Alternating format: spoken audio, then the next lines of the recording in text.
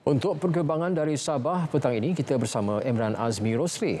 Antara fokus, krisis air di UMS. Emran, teruskan.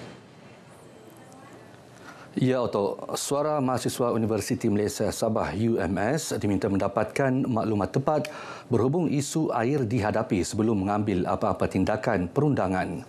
Timbalan Menteri Pendidikan Tinggi Datuk Mustafa Sakmud juga menasihati mereka untuk berjumpa dengan Jabatan Air Negeri Sabah JANS bagi mengetahui isu sebenar yang berlaku.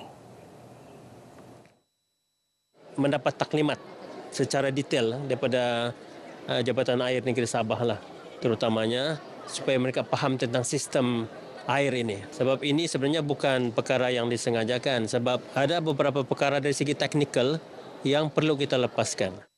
Beliau yang juga ahli Parlimen Sepanggar ditemui media di Kota Kinabalu.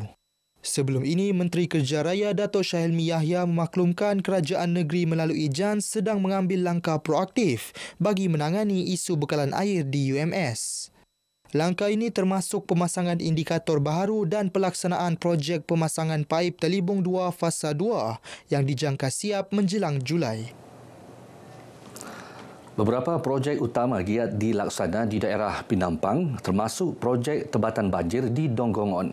Projek lain melibatkan kerja-kerja naik taraf Tamu Donggongon dan pembinaan jambatan Babagon.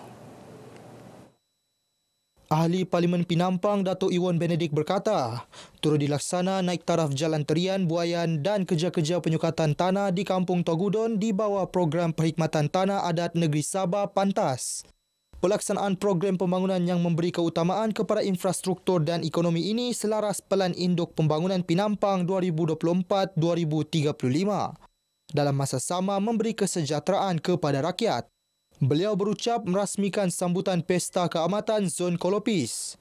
Datuk Iwan yang juga Menteri Pembangunan Usahawan dan Koperasi berkata kementeriannya telah memperkenalkan beberapa lagi kemudahan dan inisiatif di daerah Pinampang.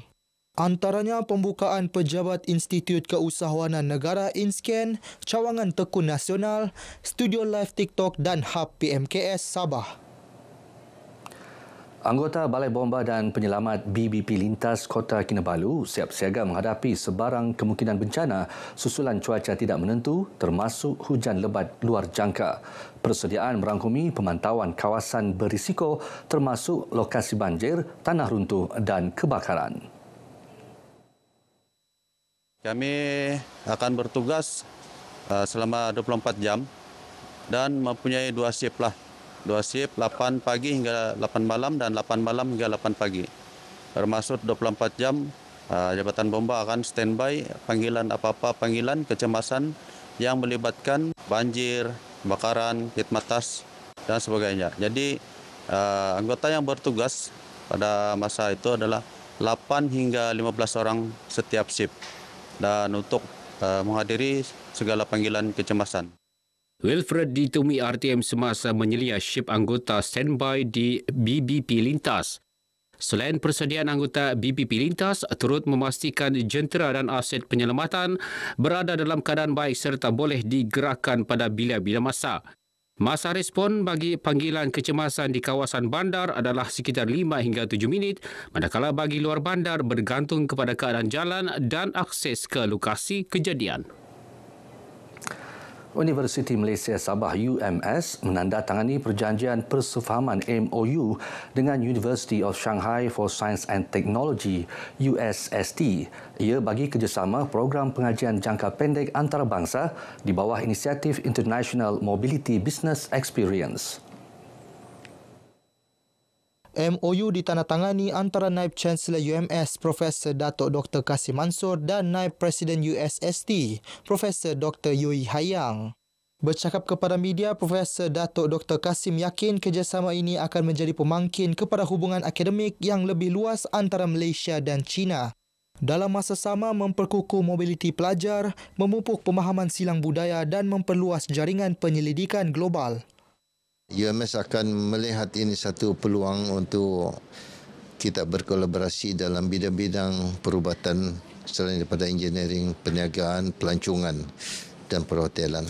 Sebelum ini kita ada menandatangani LOI, Letter of Intent. Jadi pada pagi ini kita mau memastikan kerjasama bersama dengan USS ini akan berjalan lebih jauh lagi lah dan bukan hanya mobiliti pelajar. MOU ini akan berlangsung selama 5 tahun. Lebih 70 juta ringgit dibelanjakan Perbadanan Pinjaman Sabah SCC bagi melaksana program Tanggungjawab Sosial Korporat CSR di negeri ini sejak 2005. Ia melibatkan pembinaan lebih 60 asrama desa dan 50 dewan terbuka sekolah serta kemudahan asas kepada komuniti setempat.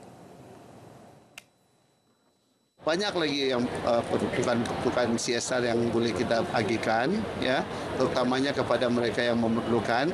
Dan ini juga adalah satu memenuhi hasrat kerajaan untuk membantu rakyat-rakyat di negeri Sabah yang memerlukan, terutamanya mereka yang mungkin tidak dapat akses kepada beberapa kemudahan. Misalnya kalau murid-murid sekolah dia tidak dapat pinjaman. Jadi kita bentuk asrama desa agar mereka dapat mengakses kepada pendidikan.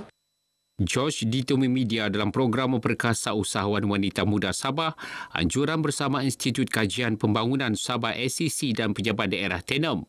Menerusi program ini, SCC menyalurkan dana CSR lebih RM100,000 berupa penyediaan polipipe kepada Kampung Mas Melalap dan Kampung Manining di Paguokon.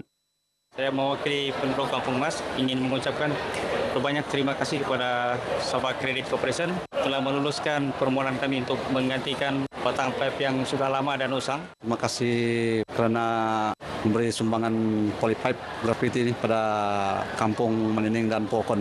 Ini boleh menyenangkan penduduk Kampung Manining dan Pokon mendapat air bersih. Turut disalurkan bantuan pinjaman mikro melalui skim Daya Upaya Peluang Usahawan Dayang kepada usahawan wanita. Terima kasihlah untuk memilih saya sebagai penerima pertama dana ni di bahagian Tenem. Kalau tiada dana ni mungkin susah sikitlah untuk mengembangkan perniagaan yang sedia ada. Jadi dengan dana ni mungkin bolehlah kembangkan lagi, membantu masyarakat untuk bagi peluang pekerjaan.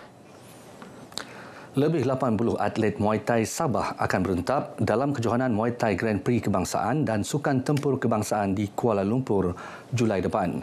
Menurut Presiden Persatuan Muay Thai Sabah Nazri Abdul Razak, pelbagai latihan dan kejohanan pemanas badan dirancang bagi memastikan persiapan atlet berada pada tahap terbaik.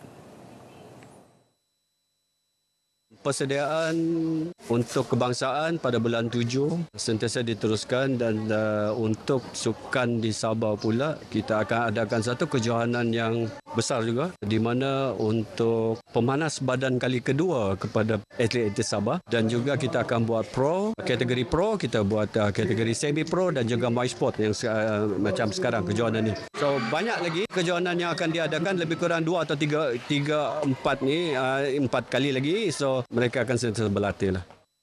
Nazri ditemui RTM dalam kejohanan Sabah Muay Thai Expo The Rocky Challenge 2025 di Penampang.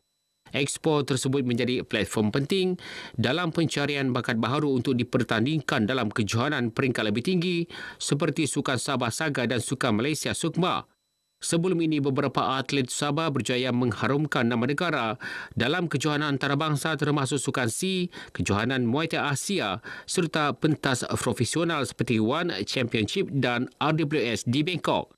Persatuan Muay Thai Sabah diyakini mampu melahirkan pelapis berkualiti untuk membawa cabaran negeri dan negara hingga ke pentas antarabangsa. Ketika ini, 135 atlet muda sedang menjalani latihan intensif bersama persatuan tersebut. Baik saudara, sekian perkongsian dari Negeri di Bawah Bayu. Kembali bersama Otto untuk lebih banyak perkembangan semasa dalam negara. Dari sungai hingga segara, Palestin pasti merdeka. Baik, terima kasih Imran langsung dari Sabah.